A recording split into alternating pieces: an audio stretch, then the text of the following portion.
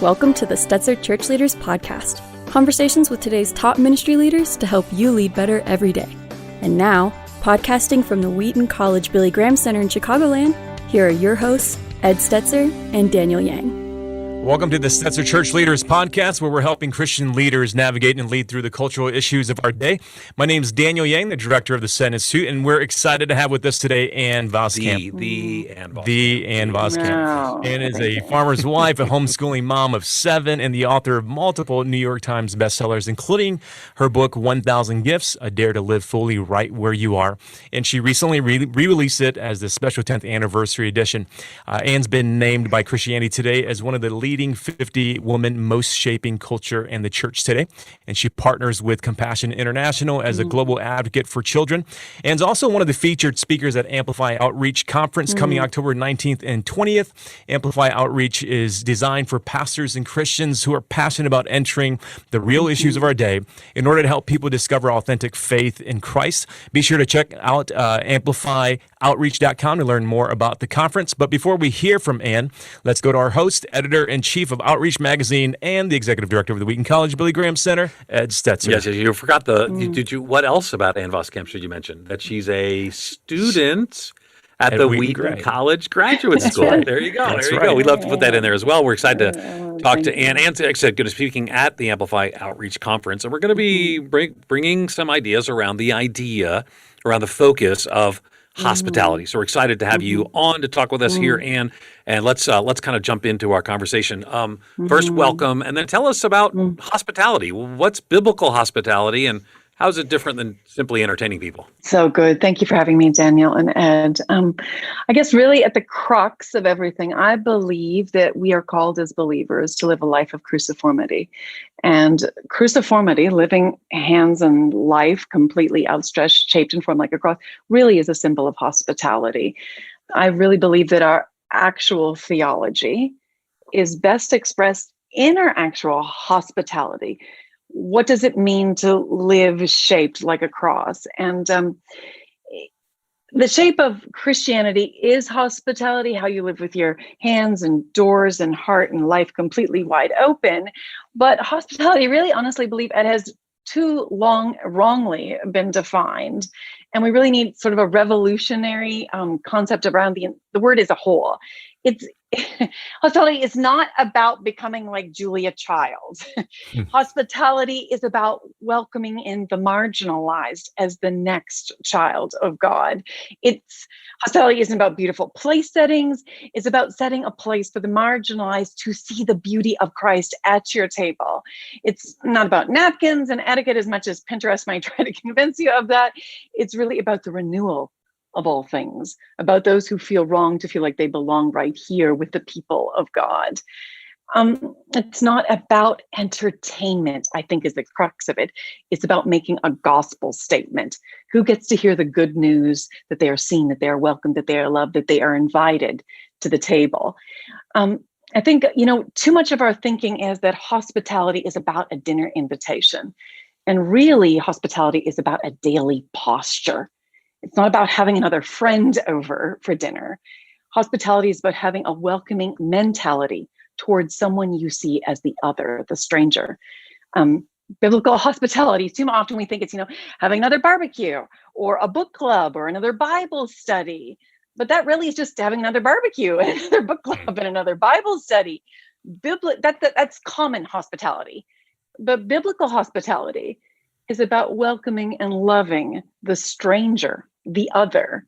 1 Peter 4:9 says, be hospitable to one another without complaint. And that word for hospitable in Scripture is from the Greek word phileo, which meaning love, and xenos, which means stranger. So biblical hospitality is not common hospitality, but this strange intentionality of stranger love. That biblical hospitality of stranger love, loving the stranger, it in and of itself is a strange love. It's the uncommon strange love that God himself indwells our hearts and gives us a love for people who are unlike us. And honestly, Ed, I just really believe in these strange and stranger days, these days of isolation and polarization, what this world is direly in need of is a biblical hospitality of stranger love. Hmm. Yeah, man, that's such a powerful idea, welcoming in the marginalized strangers so that they might become a child of God. And one of the famous stories in Scripture that involves hospitality is the story of Mary Martha, found in Luke 10. What's really interesting about that is, Jesus is the one receiving the hospitality. It says that Martha opened her home to him. And help us to think through, I mean, as we reflect on that account in Luke 10, like what are some of the elements of hospitality we can learn from there? And then what's Jesus trying to teach us about hospitality there? What one thing is needful? And that is actually to spend time in the presence of God himself. That's what he's actually saying, that what is the one thing that is needful? Spending time with him. And when we look back through all the Old Testament, every sacrifice to God, it's a sacrifice not of material things, not of wooden things or handmade things, but the sacrifice was always that which was actually food. From Cain and Abel straight through the Levites making sacrifices in the temple, the sacrifice is given to God. The meat offerings, the bird offerings, every single sacrifice is an offering of that which is ultimately food. Why? Because every sacrifice to God is about eating with God, is about hospitality with God. Every single sacrifice is about communion with God, encountering God. So ultimately, our sacrificial hospitality is showing hospitality to God himself. So when we have hospitality in our homes and we welcome people in, and it's more than just welcoming people in, it's about having a mentality of welcome. What we're really doing is showing hospitality to God himself. We're back to there at Emmaus, in the breaking of the bread, we see that the person across the table from us is Christ himself.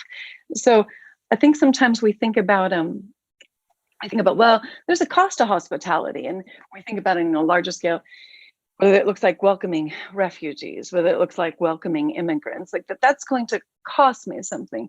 Can we see that in that hospitality, in whatever it costs us in terms of sacrifice, it's actually an invitation to move closer to Christ himself, who plays in, as Eugene says, 10,000 places.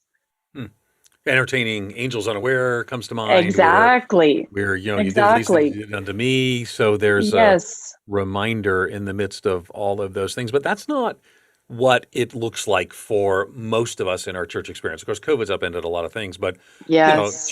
church in the West is you go to church, maybe you go to small group, maybe you go to worship, maybe you give or you serve. But there's something more. I mean, that doesn't seem to align with what you're talking about. I mean, there's a consumerism that we get something from all of those things. They meet our needs. The small groups are, focused on us having friends, but there's a welcoming of the stranger. There's a Christian version of hospitality that is a mission-driven version of hospitality that's not as evident in church in the West. So how does that fit into this version of the Christian life, or does it? And how do we need to change if it needs to? I would pray that it would fit into this, the way we go ahead and live out our faith, because this is what we see as biblical hospitality. And I think exactly what you're saying, Ed, oftentimes our lives look like we go to work, and how does God actually integrate into that? We go to church, and how does we kind of compartmentalize God? But what does it look like to live cruciform, a life of cruciformity, which is a life of hospitality? And I think, it's in the Divine Commodity that Skye Jethani, he writes that the English word hospitality originates from the same Latin root as the word hospital. A hospital is literally a home for strangers, end quote. So that means if we're people of biblical hospitality, then we're people about stranger love, and our homes are supposed to be homes for strangers. So I think when we look at our life of, I go to work 5 days a week, on the weekends, I have my Saturday to enjoy my own friends, and then Saturday or Sunday, I show up for church. What does it actually look like? Like, where does stranger love come into my rhythms, my cadence of life?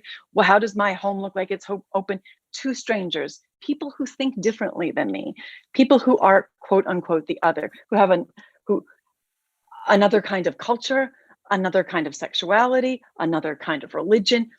That's what we are being called to.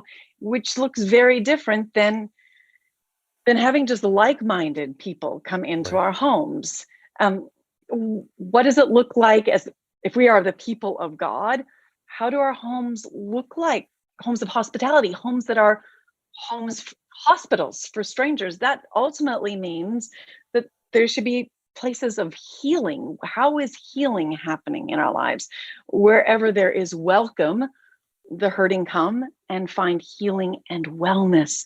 When our homes are about welcome, our homes have to become places of healing, not only for a broken world, but ultimately it's healing our own broken hearts as we live lives of hospitality. So it's not like everyone else becomes a project for us to reach out to, but in that, as we're reaching out with stranger love, having a true, genuine love for that other person, God is healing things in us too. And I think it starts to heal and mend an incredibly polarized and fractured and fragmented society and culture, Ed. And the pandemic has really changed so Yes. much about how churches embrace people, new people. What do you think? How has it impacted the way that we practice hospitality? And are you seeing places where churches are doing it well and where churches can improve? I think it's living in, I want to say post-COVID times, but are we even there yet, Daniel? I think maybe Mhm. we're still mid-COVID times. This has Absolutely. become, I spoke to someone yesterday and just said, like, the entire landscape has changed in terms of how do we welcome people into our homes? What does that even look like in terms of COVID? How do I love the stranger when it's complicated right now? We are all even wearing masks. We all look like the other. It's hard to even read each Hmm. other's body language. I mean, these are very complicated times, but I think, as I said earlier, in strange days, we need to be even more catalyzed to live out stranger love. So what does that look like for us personally? We are working right now in our own church to create what the community has called it's working with the Salvation Army, the United Way, a Reformed Church, all coming together to create a warming center, which we're calling Hopelings, to reach out to the vulnerable in our community during this winter. So that includes like having showering facilities, having laundry facilities, and then staffing so that we can go ahead and offer a meal and sit down and eat with those who are vulnerable 4 days a week for 4 hours each evening. So I think, how do we look at those, especially in the times of COVID? There are so many people who are hurting, who were vulnerably housed before, who now find themselves really on the edge. How church needs to think about, okay, maybe our spaces can't be used for Sunday services or gathering the way that they were prior. Is this now God calling us to think about, how do we open our doors to the people that we normally didn't open our doors to, but open our doors to those who are marginalized and vulnerable, and church actually become literally a place of hospitality? Yeah, fascinating. I love that. For those who don't know, Anne lives in Canada, which is also, might I add, where my daughter lives. Just wanted to work that in Yes. because recently returned to her homeland. My daughters are all Mm. Canadian citizens. But the refugee conversation is always something that Yes. comes up, and it's a very different conversation. Even you're talking about masks and churches meeting; Yes. it's just different in different places, right? In Yes. Texas, you were recently in Texas. Yes. They're Totally just different all there ain't experience. nothing going on. They're skipping the pandemic, unlike the rest of us in Chicago. Um, but one of the things that you recently, you're going to share some of the things related to this at Mhm. Amplify. Again, people can go to Mhm. amplifyoutreach.com to learn more. But Mm. you gave a talk and have shared about refugees. And I Mhm. want you to reflect a little bit on what the churches and the Christians' role and responsibility is here, knowing that Canada is much more open to receiving refugees, and we've got the Afghan crisis now and more Mhm. than the U.S. Though the U.S. actually seemed a little different in this case, and Yes. hopefully we'll see that we'll become that kind of welcoming place. But Yes. regardless, our governments will make certain decisions about how many refugees come in, but then we may have to make a decision about how we respond to that. So, what does that look like for the Christian exercising hospitality in the midst of a refugee crisis? Personally, Ed, for our family, nothing in our lives has been more fulfilling welcoming refugees. Personally, I was in Iraq 3 weeks after the 21 Egyptians were martyred in Libya by Wow. ISIS, and then ended up going to Iraq, sitting in shipping containers with Yazidi women whose husbands and sons had been slaughtered in front of their eyes by ISIS. They had to decide which of their children they could grab in their two arms and run, and didn't know where other children were. And just looking into the eyes of these women and weeping with them, that in itself can be a kind of hospitality. Shared tears is multiplied healing. But just realizing, like, if I had been born somewhere else, their story could be my story, and that we are all Esthers in so much of our lives, places of privilege for such a time as this, not for our own personal comfort, but to risk everything for those outside the gate, because we could be the people outside the gate. So for our family, that meant 2016, we sponsored a family of 5 to come from Aleppo, Syria, and took care of all of their housing and clothing and food, and getting them into schools and getting jobs and their license to drive and a vehicle, and just really supported them for a full year until they were completely integrated into Canadian culture. Girls doing so well at school, telling me that they were beating all the boys in chess and top of their math class. And so then we turned around and we brought another family from Africa. They had been in a refugee camp in Namibia for 12 years. And we brought them and their 2 little boys over, and again, supported them for a year with housing and getting children into school and job training. But honestly, Ed, what really you see in scripture, the word for sacrifice in Hebrew is korban.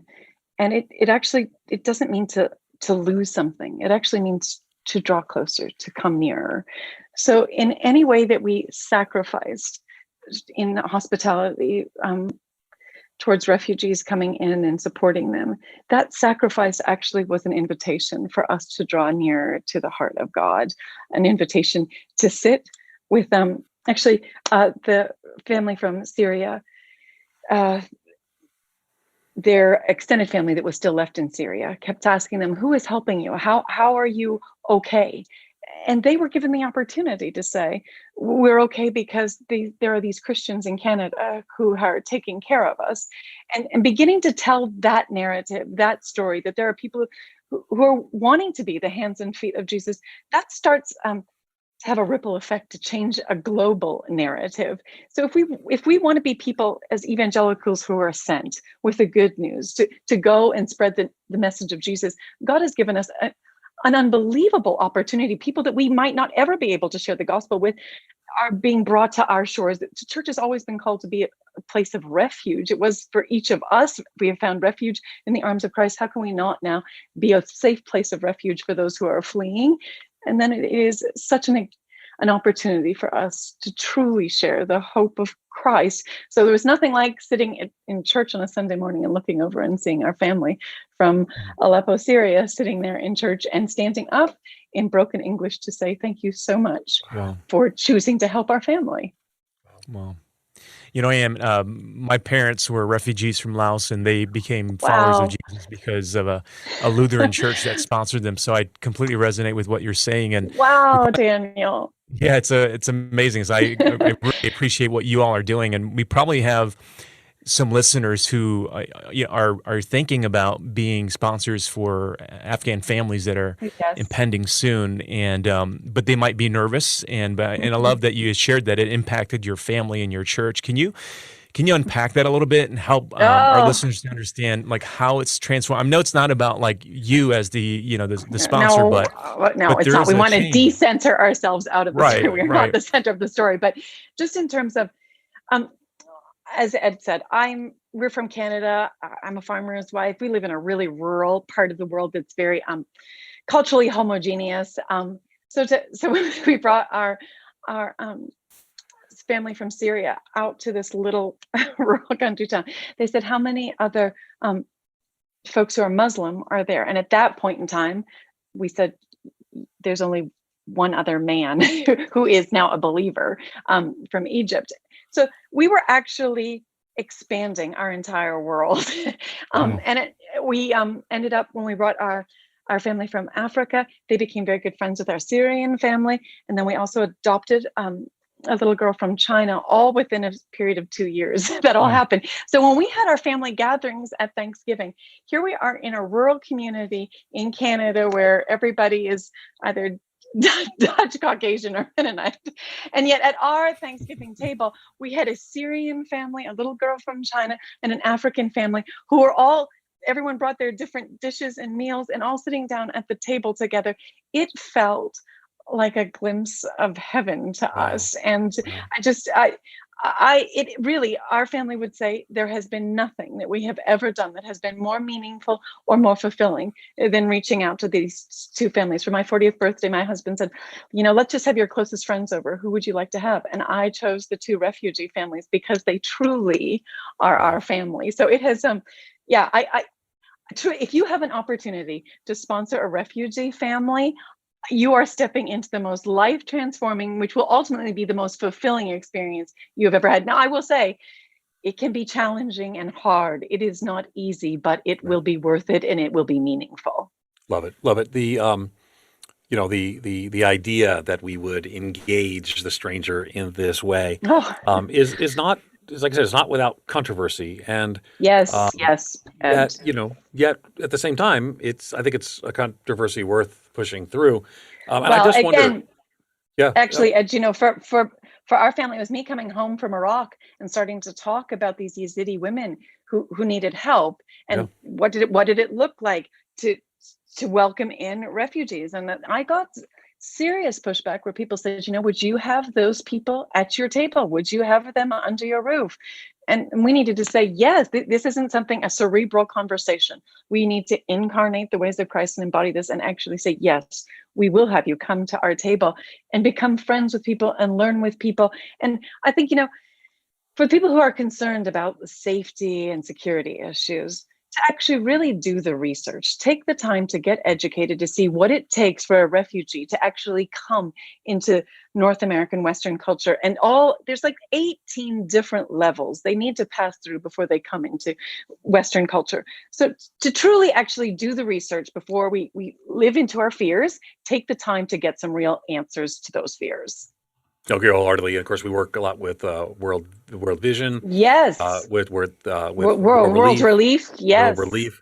And World Relief's been our Yes. real partner here, Yes. the western suburbs of Chicago. As you know, you were here. I mean, this whole Yes. region has got a long history and a long safe history. And I think that's key. Yes. But what reason I was going to ask about the culture war issues is I do wonder if to some degree this helps move people from these vast notions that I think these people are like this, and ultimately, maybe lead people. Does hospitality, I guess, lead people through some of the social, moral, political issues and help us to relate to people? And is that ultimately a missional call and a missional opportunity for us? One word, yes. Yeah. Because ultimately, all of those cultural issues, those fear issues, the controversial issues are going to be solved when we have proximity. And proximity happens through hospitality. So the thing that you're afraid of, why don't you step closer into it and start to actually engage it, not through some medium of news or a screen and someone else mediating that for you, but for you actually to choose, I'm going to step out and live cruciform. And that means that cruciformity requires vulnerability. But in that vulnerability, you are going to find intimacy with someone who is the other, who actually isn't the other. They're really, like it says in Isaiah 58, be available to your own families. Those people that you think are the other are actually your own families. That's what God is calling us to. And I have mutual friends, Matt Sorens, who is a church mobilizer for World Relief. And I know that you were with them recently, and he was sharing how impactful your talk was with their group, but then also those. And Matt's was for me personally. He just ministered to me so deeply. Yes. Did I mention Matt was a Wheaton College graduate? Matt was a Wheaton College graduate. That's right. Wheaton College graduate. I didn't teaches here as well. I didn't know either of those things, but of course, there obviously. There you go. And I'm I think it would be really helpful for our listeners to think through, like, what are the practical steps that if they were to engage and become a hospitable church, and maybe they're the pastor that isn't quite yet certain how the church members are going to respond. Like, what are some of the practical things that you would advise pastors and church leaders to even broach the conversation, and then to take those practical steps of making the decision to engage and At to all be levels, sponsors? not just like the refugee part, but That's at right. all levels. Just okay, yeah. Yeah, that's right. Yeah. Yep, this is such a good question, Daniel. I think, well, as co-founder of We Welcome Refugees, if you go to WeWelcomeRefugees.com, there are all kinds of resources there. Welcome Women has a whole course that can go ahead and take you through what does it look like to become people of hospitality. World Relief, I really can't more highly recommend them enough. Agreed. If you go to World Relief, they are going to get tools into your hand in your community of how your church, your people can come alongside, or at least in times past, it has been that there were so few refugees actually coming into the United States of America. What does it look like to even step forward and say, we the people would really like to receive? So whether that looks like lobbying or advocating in different ways. So I would really recommend those three organizations: World Relief, We Welcome Refugees, and Welcome Women. They're Welcome Women and World Relief and We Welcome Refugees. They're also sponsoring trips for you to go down to the border between the United States and Mexico and actually experience what that looks like, to actually have proximity to these issues and see that the issues are mothers and fathers who are doing what all of us are trying to do, find the very best life for our family. So I think we did nothing to be born where we are born. That is a means of grace. How can we then not take the grace that we have been given and live cruciform and pass that grace on? And as they say, don't build higher fences, but actually build longer tables and lay out more plates. Oh, yeah, I could listen to Ann all day. So we're super excited about having you at the Amplify Outreach Conference. And I know crossing the border is not an easy, having just crossed the border, I know it's not always an easy task. And your stories are more exciting than mine getting across the border, walking across the Peace Bridge there in Buffalo. What it takes, Ed. You do what it takes. Canadians get it done. That's what I tell my kids. But we're super excited because the people who attend, the pastors, church leaders, even evangelists, they get into the messy issues of reaching people in our world, and it is messy. If you're going to reach people, if you're going to be hospitable to refugees, to people with whom you disagree, people of other religions, people who have different views of sexuality, different views, different political ideas, and more. How can we better support one another as people are going to go on this journey of hospitality, knowing that not everyone's going to take that journey with us? Are there ways to support one and encourage one another? I think, honestly, that looks like a listening tour. We need to be hospitable in our own, how we listen to each other, how we lean in, how we make space for each other, how we don't draw conclusions for where people are at in the journey. So I think hospitality is something that we embody in our churches, in our homes, but it's also how we actually engage each other, that I am going to be hospitable to your perspective and point of view. I'm going to listen. I'm going to give you feedback. We're going to create space for you and I to both dialogue and hear each other well. So I think you're right, Ed. It is a journey. How well do we listen to each other and really hear each other's concerns and not have just strawmen and characters of each other, but actually hear what the concerns are. And then we are the people who do not have a scarcity mentality, but we know that we live in the kingdom of God with an abundance mentality. And when we have been given so abundantly, there are going to be means and ways that we can creatively figure out how to live given, how to live in a posture of cruciformity, that posture of hospitality. So I think it is a journey together that involves coming to a conference like Amplify, leaning in, listening, coming with our concerns, and having honest, true, authentic dialogues, and coming up with cruciform, gospel-saturated, gospel-driven solutions. And I know our listeners are listening to this, and it's encouraging them to want to engage. Earlier, you mentioned a couple of websites and organizations. Can you go through them again? We'll make sure that they're in the show notes. But as pastors are thinking about their next step, where can they go again? Yeah, if anything that Matt Sorensen says, World Relief, just World Relief really is your entry point.